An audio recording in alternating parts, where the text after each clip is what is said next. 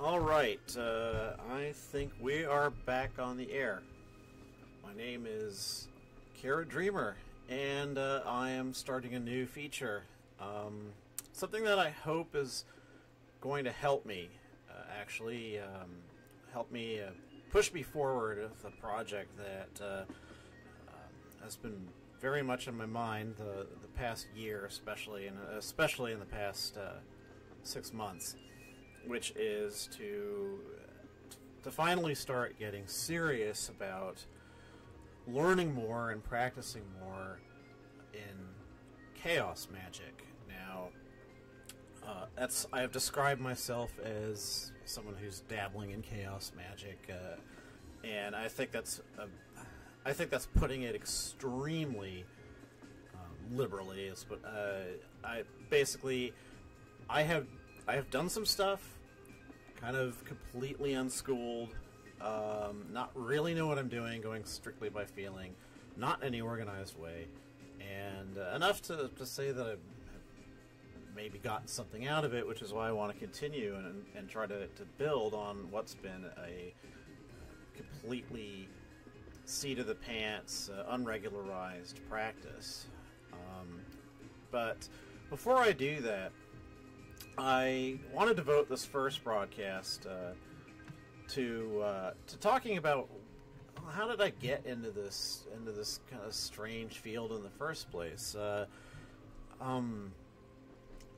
Anyone who knew anything about my background, kind of like superficially anyway, might think it's kind of weird that someone who was raised by atheistic parents, not parents who went on and on and on talking about how religion sucked, but just people who were irreligious, who people had no use for religion in their different ways.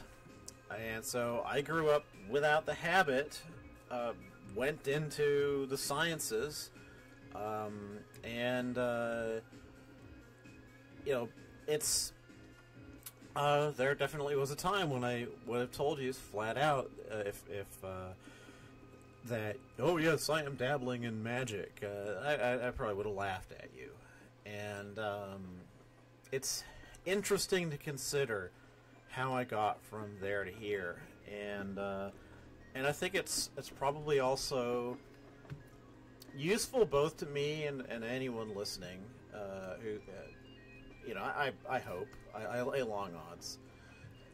I hope that this little tale that I'm about to relate might be of some use to people who, I've talked to a couple of friends of mine even who've said, this is something I wish I could do. I wish I could be kind of more spiritual and more magical, because Seattle's a place where a lot of your friends are likely to be into stuff like this, so I can see being on the kind of the outside and wishing that it was something you could get into, but not really understanding like what it is or what the purpose is, what the appeal would be, like especially if you feel like you're not a person that I don't know, like what is being spiritual feel like? It's no one teaches you this. So maybe in recounting the idiosyncratic way that I got there in the end, maybe it'll inspire someone. Maybe someone will think, yeah, like maybe it's not so impossible for me, because I used to be that person on the other side, making friends who were into, shall we say, unusual spiritualities, and envying them without really not knowing how to do what they were doing, except maybe by kind of rote and not really, not getting anything out of it. So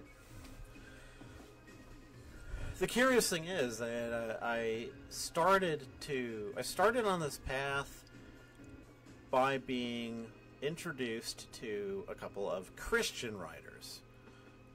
I fell in love with J.R.R. Tolkien when I was in junior high. I don't remember exactly how old I was. In a way that I hadn't bonded with any work of fiction before. And it's, it's funny. It's a little hard to talk about that time now. It's so far in my past. I've changed so much since then, and one of the things that's changed is that I don't think that Tolkien is all that great anymore. Even though I still recognize that the strength of the emotional bond that work had on me. And, well, life happened. I did this and that. I in high school, went to college, failed out of college, came back home to San Diego, and, during all this upheaval,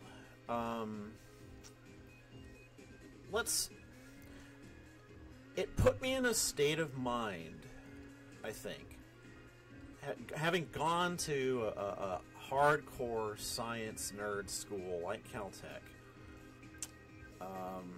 and then just getting chewed up and spat out for reasons that had really nothing to do with not being smart enough, but just for purely emotional, irrational things that I realize now I simply had no mental equipment to think about, because probably unrecognized, some degree of autism spectrum behavior, and ADHD, and other things that my parents simply weren't really equipped to deal with or even recognize, especially since I was kind of smart enough that I was getting through school anyway. They kind of figured everything was fine, and sent me off to college. Everyone expected great things. I come tumbling back 2 years later, having made a complete hash of it, and desperately unhappy in a way that I could barely even articulate to myself, much less tell my parents about. That's one reason, by the way, that Night in the Woods ended up speaking so greatly to me, was that it was about someone who was packed off to college and then failed a couple of years later because of shit that was going on in their head. Different shit in my case, but May and I are a little bit similar there. And it's to cut the story short, I didn't turn to God in this turbulent time. It's nothing as simple as that. But I think that it prized my mind just wide open enough that I was now more primed to be receptive to information that was coming to me from someone who was not a scientist. That sounds like a very little thing, but when I think about the kind of things I was reading and really getting into in high school, the Tolkien ended up being kind of an oddity. I didn't start devouring other fantasy literature. In fact, my big thing going from junior high school to high school ended up just being getting hardcore into chemistry and science and that ended up being what gave my life some sort of purpose, and the Tolkien love, which is going to recur in this story, it kind of subsided a bit. It was still there, but it wasn't like this the all-consuming flame that it had been for this little period. But anyway, so here I was, this massive science nerd, with absolutely no emotional maturity worth speaking of. And finally, I think, conditioned my mind a little bit. This horrible experience of flunking out of Caltech for reasons that made no sense to me. It opened me up to start reading something by a religious man, who with a distinctly religious perspective, and yet not just immediately say this is bullshit. And that work that, I mentioned two Christian writers kind of prizing open the door. One was the Tolkien, and the other was C.S. Lewis. Now, pardon me, need a smoke here. C.S. Lewis, I know at least one very good friend of mine, my friend Kalen, who has just said, like, why do you like C.S. Lewis? He was awful. He was sexist. He was racist, and that's like, I'm not gonna deny any of that, but he was a very lucid writer with I think a good sense, a good kind of sense of practical psychology.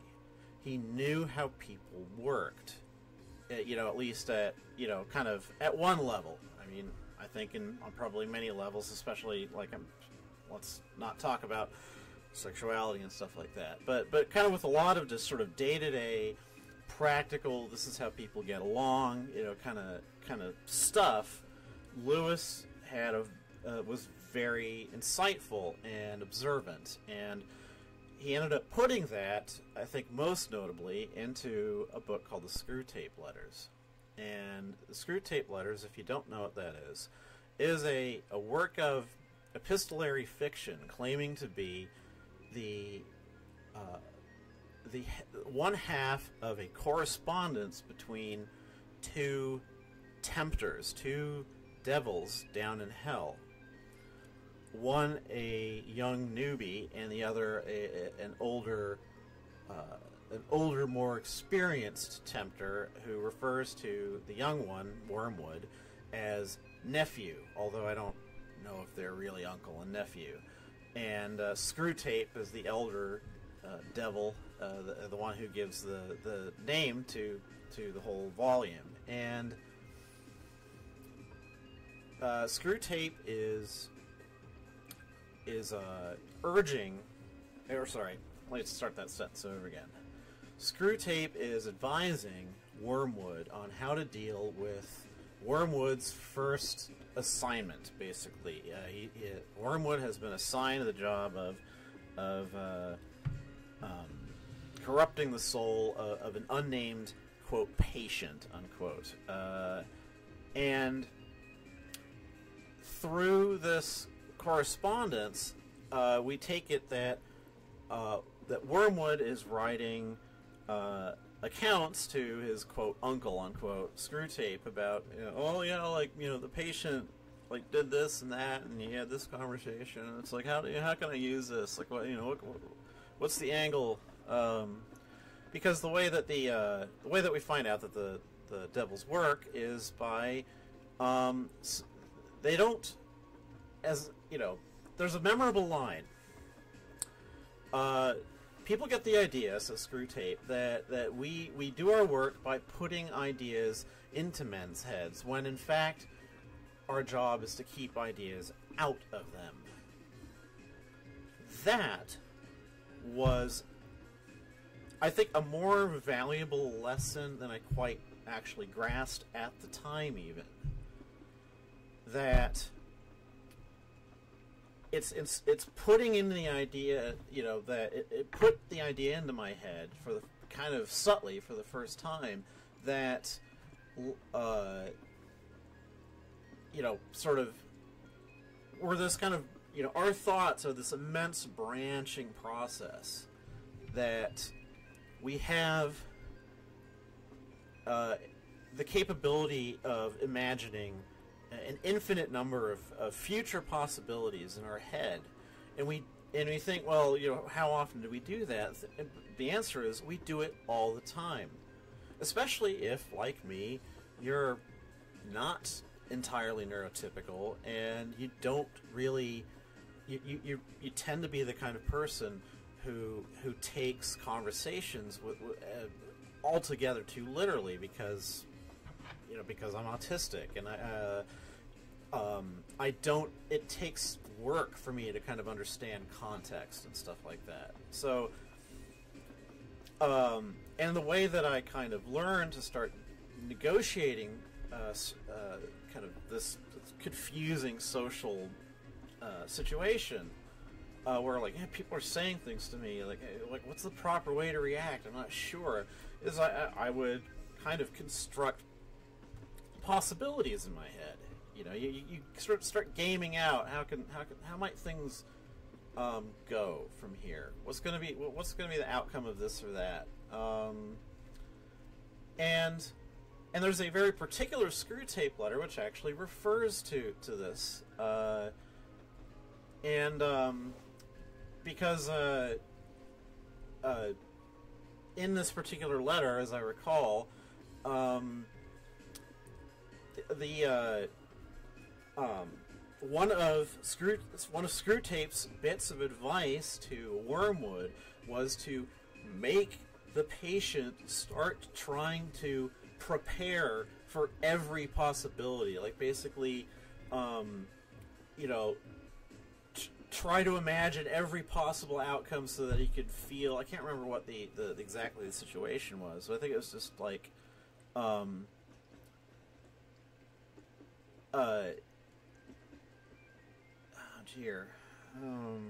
sorry, this is bugging me enough that I actually kind of want to look this particular passage up, but it won't take long.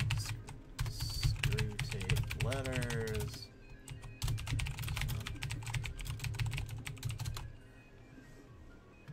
Yes.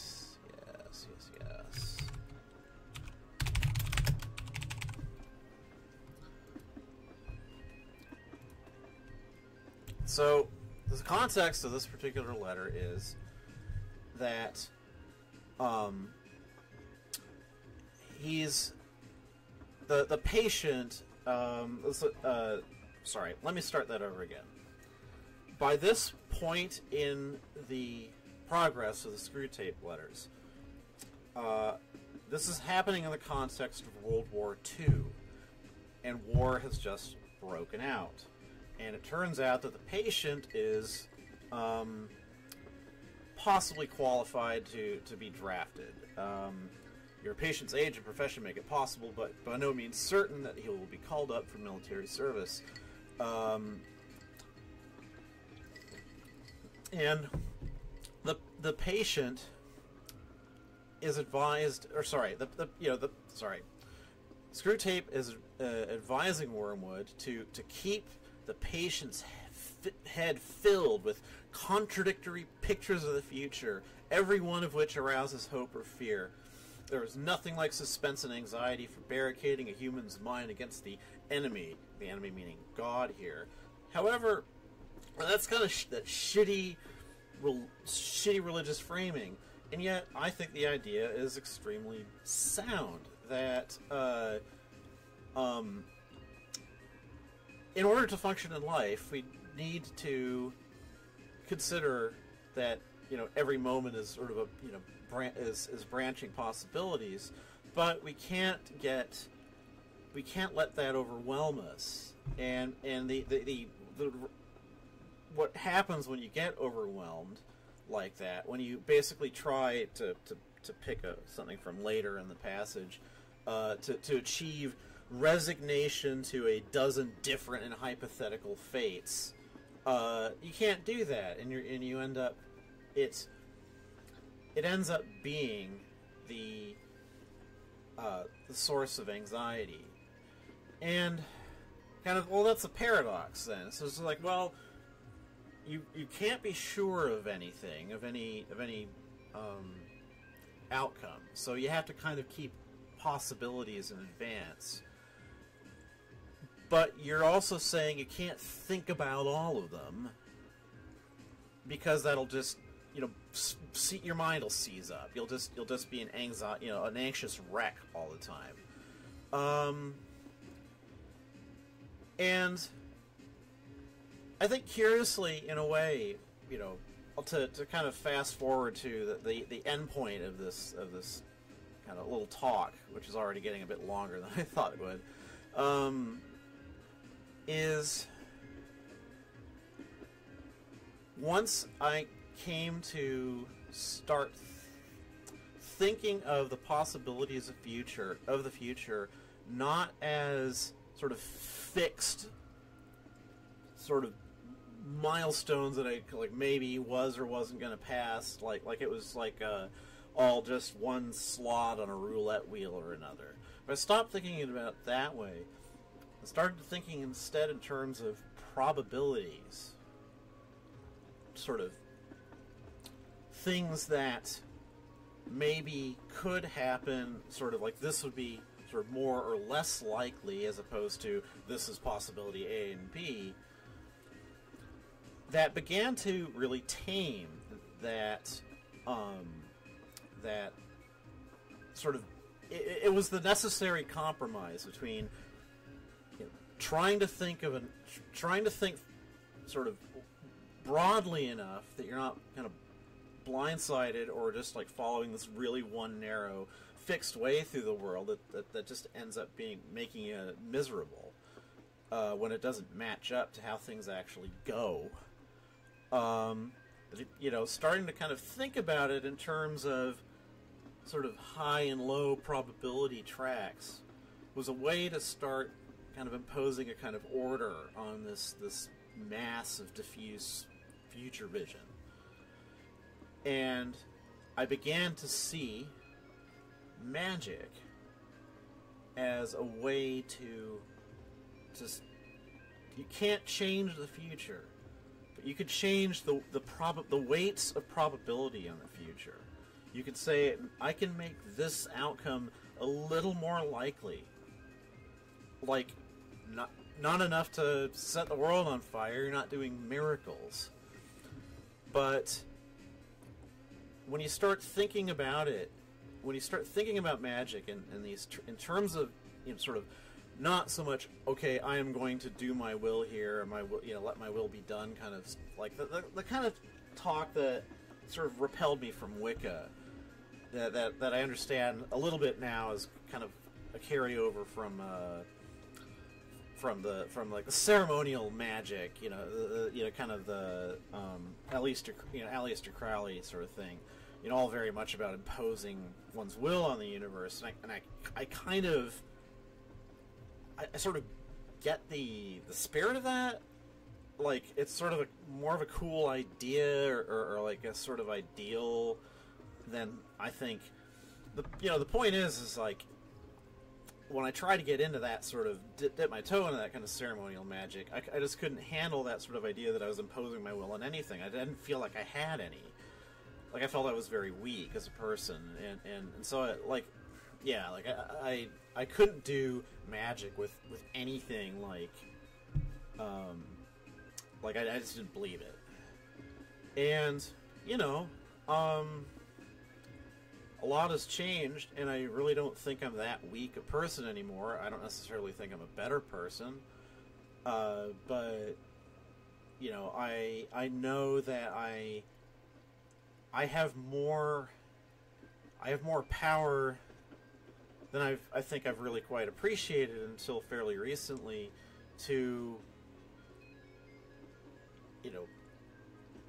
to change minds and hearts, if nothing else.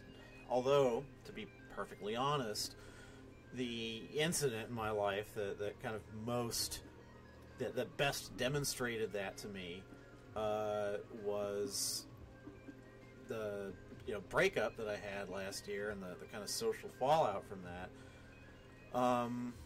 I think was sort of one reason that it ended up being so bad was of some really, really hurtful words that I said at precisely the worst time, so that the words kind of attained the force of a curse. And that sounds that sounds a little fanciful, but I mean, basically, I took that as a demonstration. It's like, yes, you can, like, words aren't just words. Words, you know, one can put extra power and meaning into words. Like, there is a, like, it's like timing, context, like all these things. And again, it's not a sure thing. It's a matter of probability that you're kind of increasing the likelihood that your words are going to strike home if you sort of pile more symbolic weight onto them by such things as proper timing, by associations, conjuring up associations that you know are have importance to people.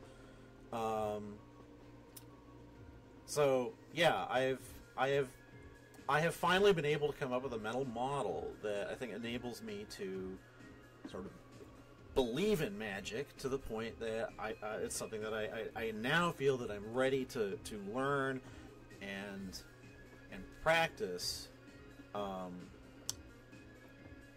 and with hope that of sticking at it, that I'm not thinking that it's sort of just something I'm doing by rote. I think I kind of derailed myself here. Like I started sort of talking about the end, and I hadn't even gotten to the middle yet. But that tends to be, unfortunately, the it's the way that I tend. I have a sort of highly branching sort of thought pattern, and if I get, you know, if in the flow of what I'm thinking about or talking about, some particular thing just happens to set off a kind of little burst of associations kind of branching outward from it. At such moments, I will often tend to lose the thread of the conversation. I'll just start talking about some new thing that is now filling my mind. I offer that as a warning, and it's something that's especially prone to happen if I'm in anything like a more spiritually aware state. You know, like I can get into sometimes just by smoking or ingesting the right amount of weed. It comes and goes. Anyway, so I had gotten as far as talking about how Tolkien kind of got at me in this way when I was quite young, sort of kindled some kind of imagination in me that although kind of got dampened, didn't go away. And then at this sort of crucial time in my life, when I was vulnerable and open to more ideas, I found C.S. Lewis and the Screwtape Letters, and just in general was really quite taken with what seemed to be, it seemed like he was accurately describing, albeit in this kind of shitty way, as temptations. He was describing behavior that I recognized and disliked in myself, stuff that I knew was wrong and hurtful. Lewis seemed to have a really strong insight into the kinds of things, the kinds of stories that we tell ourselves in order to make it easier for us to do stuff that we know is wrong and hurtful. Again, he's putting that in terms of you're being influenced by devils, and I don't really like that. In fact, I'm rather glad that, like, I think if I had just been a little more hurt, or a little more, like, even if it had just been like a vulnerable time, like if I was in a worse mood than usual, I think I really could have started going for the idea that, John, maybe I am being whispered to by the devil.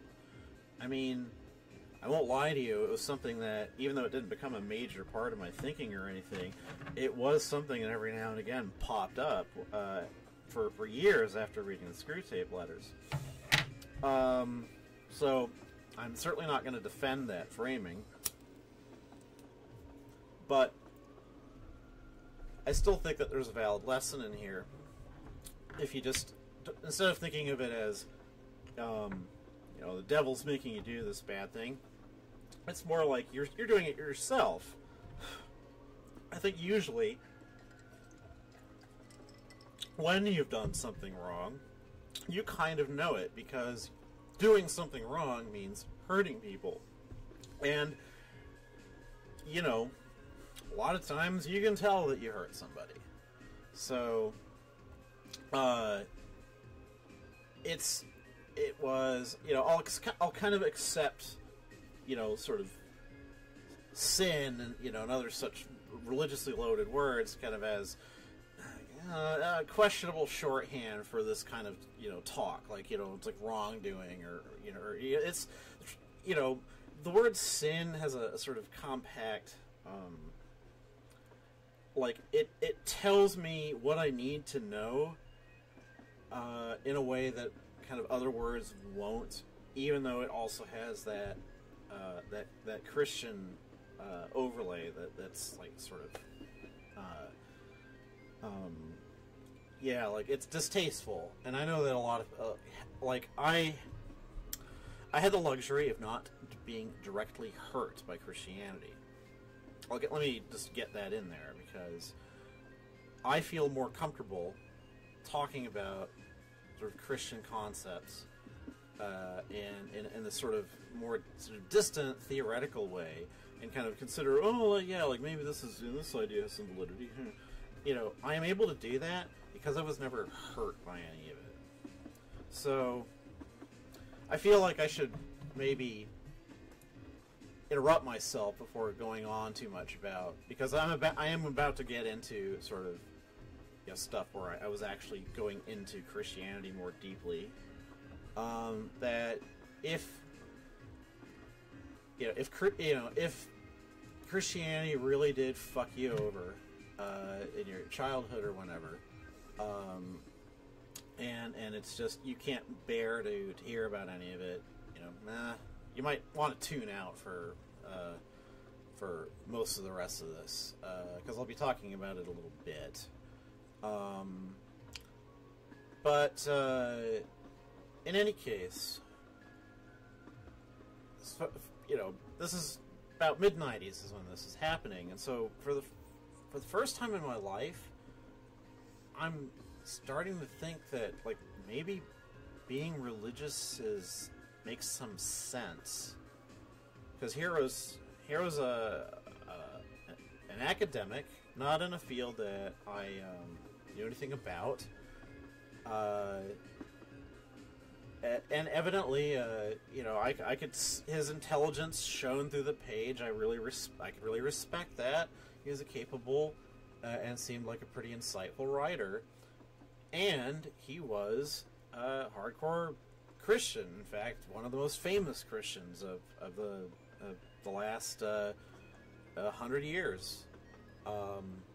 C.S. Lewis is one of the religion's most famous popular exponents. And here I was, really getting into a book that he wrote. Just saying, it made me think.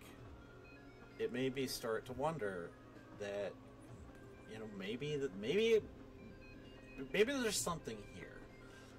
So I started to read more Lewis, and I did kind of, I was getting more and more into his work, and feeling that it was really I think I'll cut to the chase. It awoke in me a feeling that I dare say may have been necessary. Made me start rethinking things in a way, but also I think probably brought me a lot of pain, which is I think Lewis really introduced me to the concept of shame, of kind of that sort of sinking feeling of knowing that, you know, you are actually wrong about something. So that I think that ended up being a big lesson that he taught me. Whether or not that was a good lesson, I'm not sure. But because especially in the end, the things that I decided to keep out of Lewis had nothing to do with that, but rather with a work that I will shortly mention, the last great work that Lewis ever wrote. But I was getting more into just like the straightforward apologetics, you know, like stuff like Mere Christianity was, you know, like it's like, all right, it's like I was reading through this and thinking, and it's like, well, you know, maybe this Christian story isn't so ridiculous. Like, but the effect that all this stuff would have on my life right at this point in the mid-90s, it wasn't to turn me Christian. I still did not go to, like, I was back in college at this point. I was at San Diego State University, and during this kind of Lewis phase of mine, I remember kind of casting the occasional longing glance at, like, one of the campus Christian organizations, thinking, God, like, you know, maybe I should start, you know, taking this seriously, doing something about it. Like, not necessarily going to church, but talking to somebody. But I had zero courage for doing that, so I didn't do anything about it. Except for the following.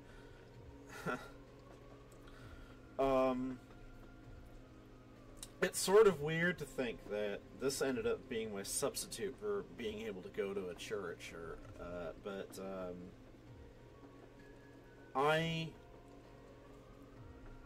especially when I started to get into not merely the reading the actual writings of Tolkien and Lewis, and then I started branching out to people like Charles Williams and Owen Barfield, that I was really starting to get into all this Inkling stuff because of just falling in love with the Screwtape Letters.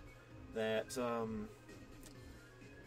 so I was not merely reading their writing, but I was also getting more into the biographical stuff. It's like, who were these people, and what were their backgrounds and stuff like that. And it was, you know, it's kind of this is like a naive thought to strike one, but like I remember thinking, God, if only I had the kind of education that they did.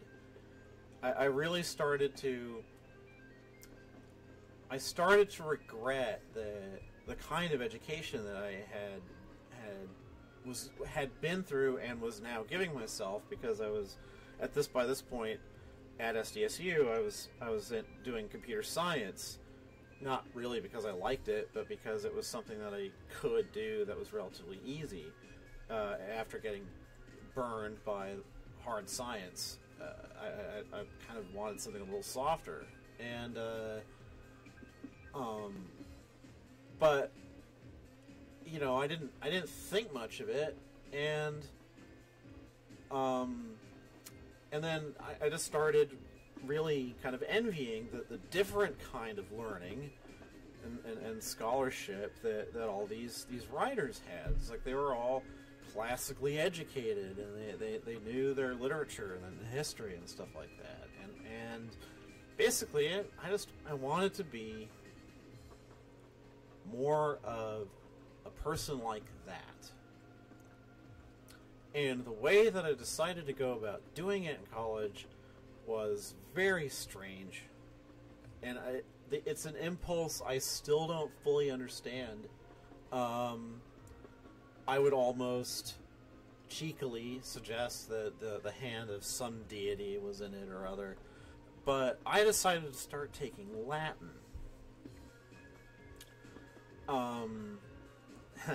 Like, kind of in retrospect, I think, like, maybe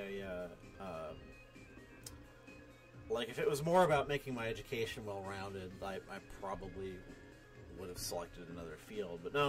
I mean, it was, yes, it was sort of like, I want a sort of a better-rounded education, but there's this very, very specific impulse to say, no, I want to take Latin.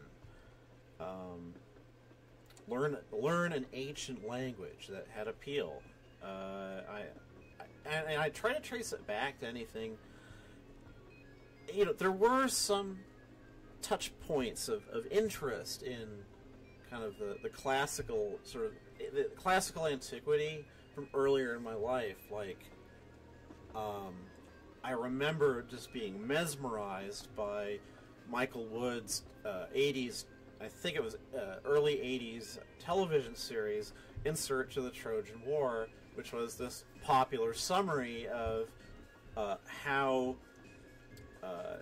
interest in the archaeological site of Troy was kindled by Heinrich Schliemann, who had this passion for believing that the stories that were written about in classical mythology had some basis in fact. And that was exciting stuff at the time, although again it didn't really go anywhere. I mean, it kindled, if I remember correctly, like I was reading a little bit of history and stuff on the side, like not like the science ended up kind of consuming all my attention, but yeah, like this didn't go absolutely nowhere.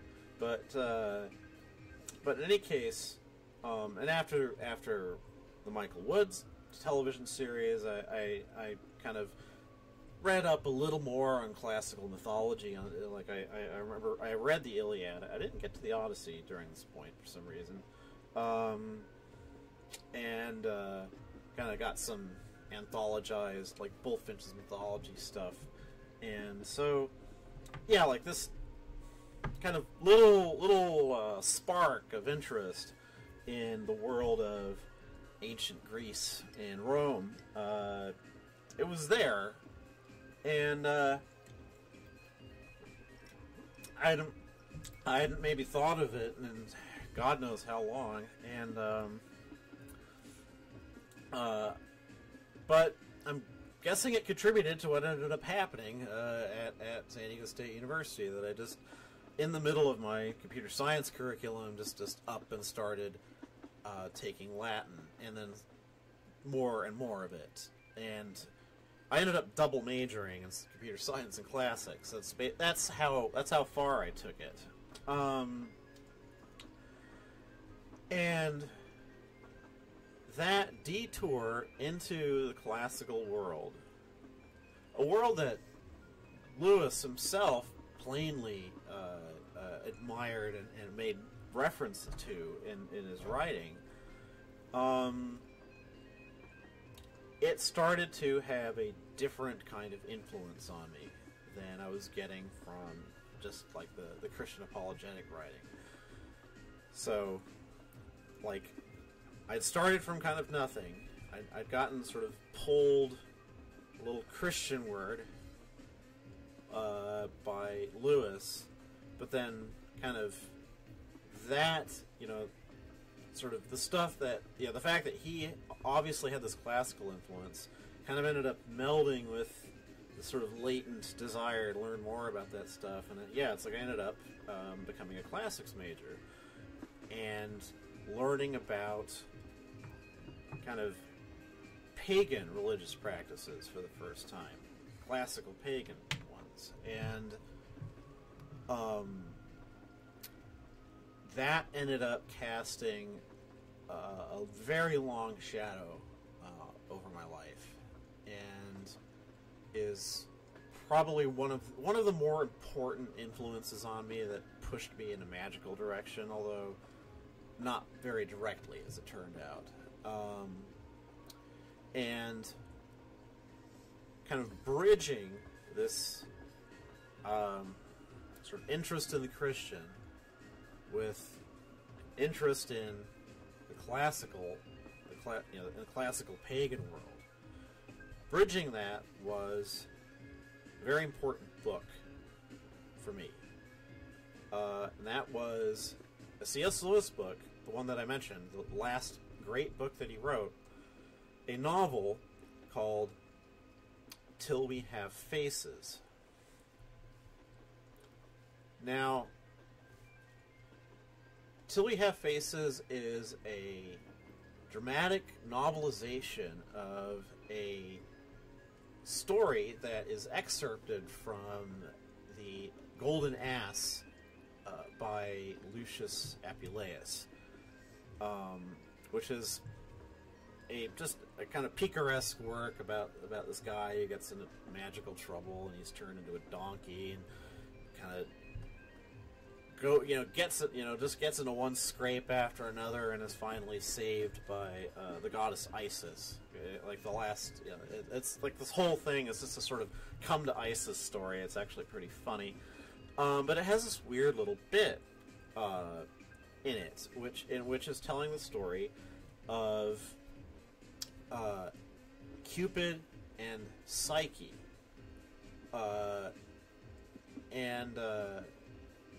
or to use the Greek term, Greek name, Eros and Psyche. And Psyche is a human woman who falls in love with Eros, but Eros is God. Sorry, I'm really ashamed of myself, but I'm going to have to refresh my memory on this one.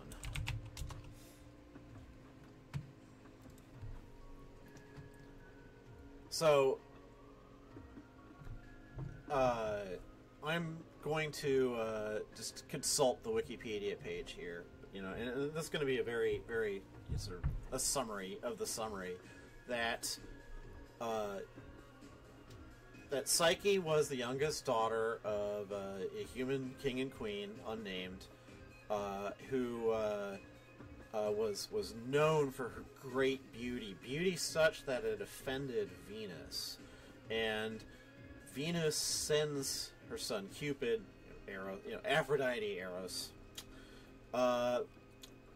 sends Cupid to work revenge by shooting Psyche with a dart that would make her fall in love with make her fall in love with the first thing she sees, so that I guess the idea was that do it under such circumstances that the next thing that Psyche sees is like a horse or something. I don't know. But instead, Cupid scratches himself with this arrow accidentally. The next thing he sees is Psyche, and they fall madly in love with each other. Now, the thing is, though, that Psyche does not see it's like, oh God, there's this weird situation where Psyche and Cupid get into a relationship, and they're like having sex all the time and stuff like that, but it's all in darkness. Cupid refuses to let Psyche actually see her. See him. Jesus. And so it's still it's great apparently, but the sisters who have been jealous of Psyche and her beauty decide that they're going to try to fuck with this, and they convince Psyche that, look, you got to find out if what if some kind of hideous monster is fucking with you here. Here, take this lantern, keep it covered. Here's a knife. Basically, wait till this guy comes, then whip out the lantern, see what's really going on, and she goes through with it, and she ends up waking Cupid up accidentally by spilling oil from the lamp, and she's basically like banished. Like he dumps her and just leaves her in the wilderness, and then the rest of the story is Psyche's kind of like the story of her wanderings and the trials that she endures in exile, basically, and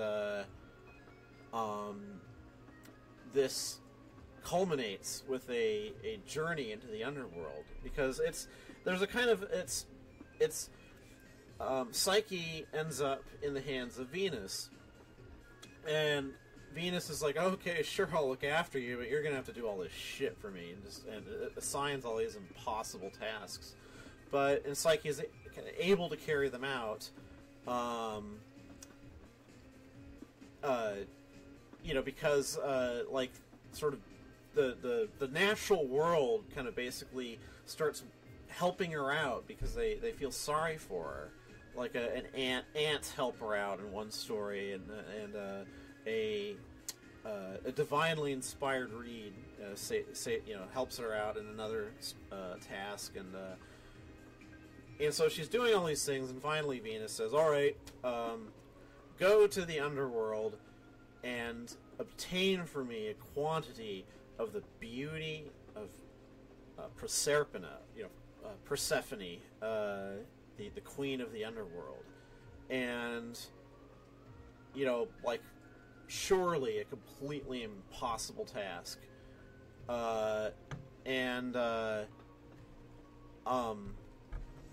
It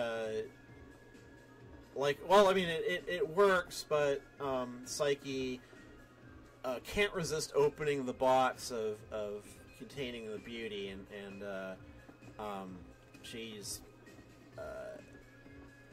sort of sent into a deep, unmoving sleep. But Cupid takes pity on her and like saves her, and they get married. Happy ending. So that's the tale, more or less. Not a very good summary, I'm sorry. That's a tale, more or less, that comes from Apuleius.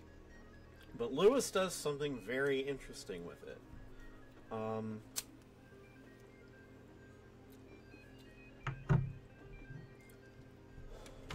First, he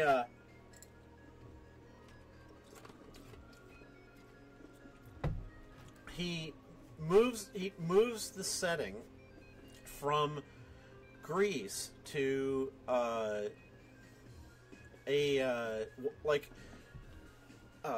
barbarian kingdom to the north that has contact with the Greeks because they make war on them, and occasionally will take Greeks prisoner and bring them back as slaves. He sets the story there, and so even though he's kind of building off of this, he's building off of this tale that he got from classical literature, a work of Roman era literature, let me make plain, but which is, I think, at least thought to have some sort of a earlier basis. There's evidence of the Eros and Psyche tale as early as 4th century BC. So this is we have a Roman era version of a Greek tale, and now Lewis is taking this Greek tale and having it even further removed from a Greek setting,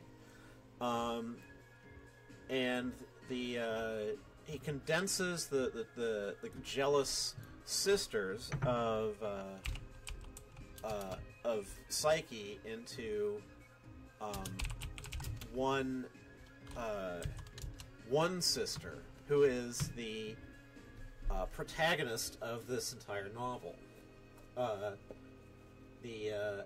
a sister whose name is Orual, and who we are meant to believe has some sort of facial deformity that offends everyone so much that she ends up taking to forever concealing her face behind a mask, like just like black fabric or something like that. And so she's, Orwell, rather than just being kind of stock villainess, who like an ugly stepsister, kind of role, is in fact a deeply, painfully sympathetic character.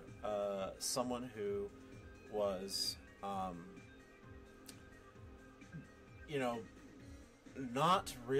doesn't really have that secure a place in society, and has been hurt again and again because, all that everyone just objectifies her as, yeah, there's the hideous girl. And so she's struggling to make some kind of life for herself. And then her younger sister comes, and she ends up developing a very kind of possessive relationship of her, because she is literally the only friend Orwell has, is her younger sister, who's everyone ends up calling her Psyche, because there's a kind of a side character, a major character in the story, who is an older Greek man he's a prisoner of war, and he's been enslaved and made into a tutor for this barbarian king, because and this, what I'm about to say is credible enough, I think, that even the non-Greek sort of rulers that prevailed in the sort of after the collapse of what we think of as classical Greece in its prime, they would still have ambitions of sort of being more Greek.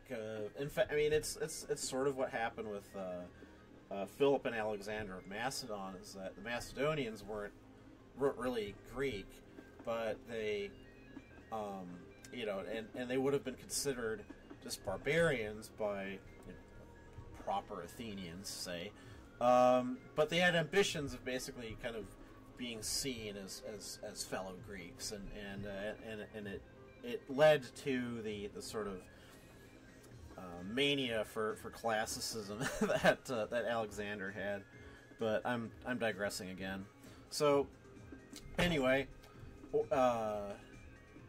Orwell ends up getting this Greek tutor, and so even though Istra, that's her kind of proper name, but everyone, like Orwell and almost everyone else, eventually, I think, just refer to her as Psyche, because they're like brushing up on their Greek. Anyway, Orwell and Psyche end up being great friends as sisters, but Orwell ends up being really kind of jealous and possessive in this relationship, because she has no other friends, really. Her tutor's nice enough, that she's, I guess, he is a friendly influence in her life, but like an actual sort of like deep personal friend, Psyche is it to her. So when Psyche ends up telling the story about having kind of being made the bride of this unseen god who will only not let her look upon his face, it doesn't play out as it does. There's jealousy there, but it's not just the, oh god, I'm jealous of my sister, she's so pretty. That it's more like someone is taking away Orwell's only friend, and it really is kind of it's been joked that I compare everything to Undertale, and I mean, my name is Kara. It's hard for me not to think of what little we've seen of the relationship of Azrael and Kara in Undertale, as we get the strong hint that it was a really toxic relationship, and very probably because from everything that we pick up, Kara had an absolutely miserable life until they fell, and Azrael was literally the only, their only friend, and unfortunately, it ended up meaning, and presumably Azrael was similarly lonely, and clung too much to Kara, and it enabled Kara to manipulate Azrael.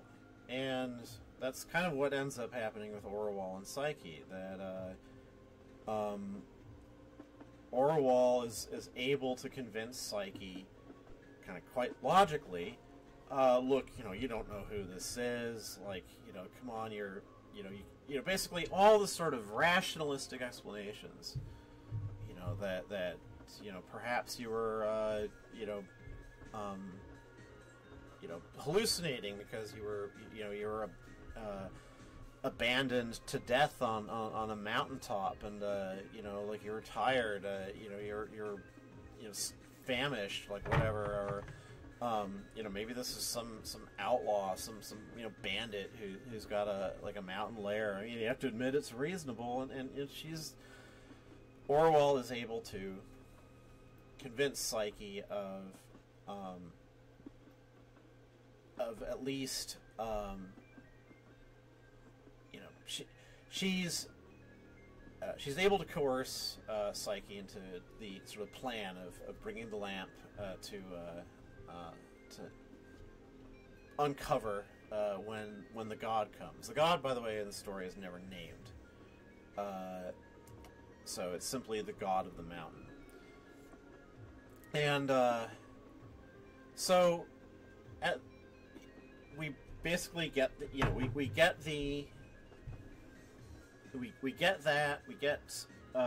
Psyche. Sorry, I'm recounting this badly. We follow the story from Orwell's perspective. All we know is that Psyche agreed, I'm going to do this thing for you, even though I'm going to show you you're wrong. You're wrong about all of this. That's why I'm doing this. So Psyche goes and does it, and we hear from afar her scream of despair because, the god has, she's broken her oath, her vow, and the god has banished her. And at that point, the novel diverges from the Apuleius original, because Psyche disappears in the story at this point, and we follow only Orwell at this from here, and she's crushed with guilt about Orwell does blame herself for she feels guilty about having convinced Psyche to do this thing that ended in this terrible result, but she blames the gods for letting it happen. It's just saying, like, basically, if that's what it was, like, if you were really a god, could have drawn me a hint, buddy. It's like, why was I was being reasonable. I was giving my sister good advice, damn it. Like, how was I supposed to know that it was, like, the least probable thing in the world? I mean, she's not, I'm putting words into her mouth here, but, yes, like, the she's basically, you know, says it's your fault. If you had really shown me how happy Psyche really was, I would not have hurt her. I blame you for this. And well, that she ends up carrying that with her the rest of the way through the novel. And well, I mean, we find out that, you know, Orwell ends up inheriting the kingdom from her father, and we learn that she kind of becomes a quite kind of capable leader, unlike you know, her father, who was just kind of this drunk. You know, she is apparently, like, you know, a you know, decent and just ruler, but she's desperately unhappy. She feels like the only real purpose she had in life, her sister was gone, and the only thing that she's got left is just work. So, like, you know, ruling this kingdom for her is just like work. It's what gets her through the day. She might as well be good at it. And there's a little subplot about how she quietly falls in love with the captain of the Royal Guard, who was someone who had befriended her earlier on when kind of tutoring her in handling a sword. That, you know, the trouble is that you know, the guard captain's married, and has sworn to be faithful to her, and she doesn't. Like, it's basically, she doesn't do anything that horrible, but it's still pretty bad. Like, basically, her revenge is that she ends up overworking the guard captain, always sending him out doing this, that, and the other thing, because it was her way of manipulating him. Like, well, I can't be with you, but I can at least, you know, have you working on my behalf all the time, keeping you away from your wife, and ends up kind of working Bardia to death. That's right, Bardia was the guard captain. And so she ends up finding out that Orwell goes to visit a neighboring kingdom and stops in at a temple that turns out is a temple to her own sister, telling a version of the myth that basically is you know, we're given to understand that we are hearing the actual story that ends up transmitted through us through Apuleius. And, you know, just seeing how this, you know, like, and she's just shocked. It's just like, what is this? It's like, that's not how it happened. And so she resolves to write her own story, and then she basically, it's her accusation that the gods are unjust, by just making her case. You know, she's just gonna write out, you know, her perspective of events, and, you know, just make a book of it, and that she just sort of hopes will survive her. You know, her case against the gods, and how it's unfair and unjust that this story ends up being twisted into this myth in which she is this horrible villain. And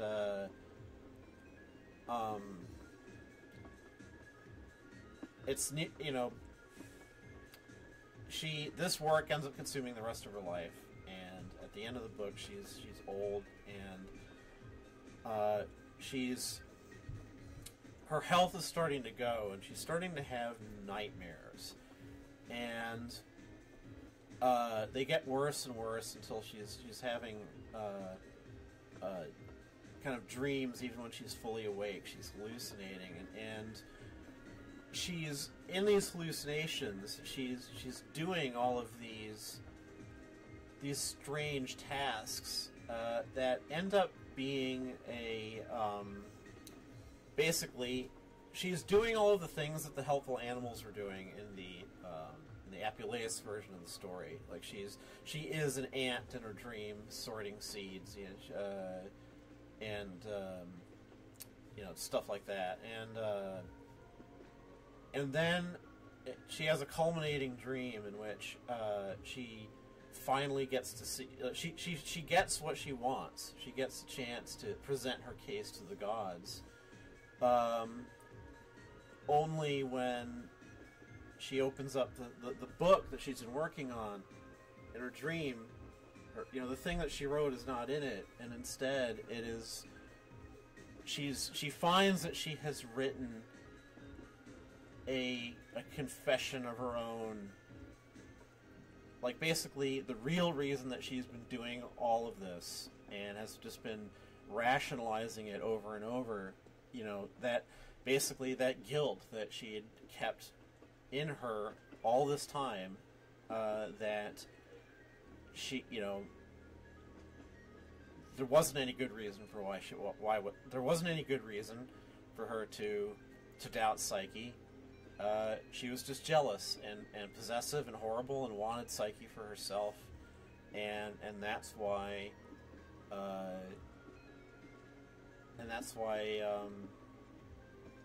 Orual managed to kind of all rationalize it away into something that seemed almost reasonable.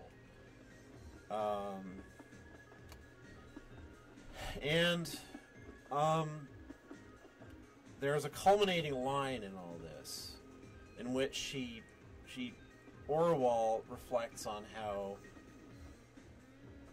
useless it had been for her to imagine that she could just face the gods and accuse them as she once had dreamed of doing. And basically she says, I had, more or less, I had to have been brought to this point. She had to have her true self revealed to herself. How can we hope to meet the gods face to face till we have faces?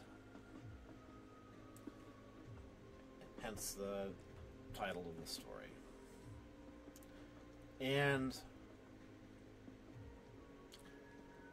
I remember the moment that I read this passage in that line. The first time in my, I was alone in my parents' house,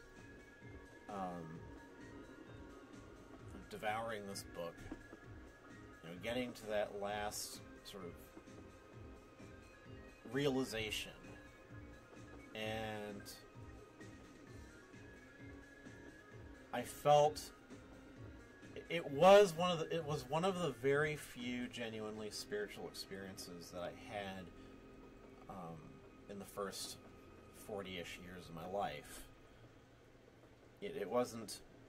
It was vague enough, but it was that profound sense of longing that Lewis himself described in his autobiographical work, Surprised by Joy, when he talks about these moments that he had earlier in his life where of reading key passages or moments of bits of poetry or whatever that just somehow hit that chord deep enough that that it's struck as deep as anything possibly can. You can't think about anything else. And I had a moment like that. And I didn't know what to do about it. And I wouldn't really know what to do about moments like that for a much longer time.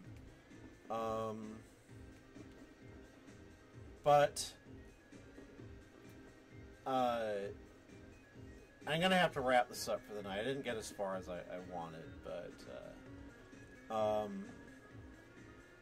only to say that I feel like I want to wrap up in saying that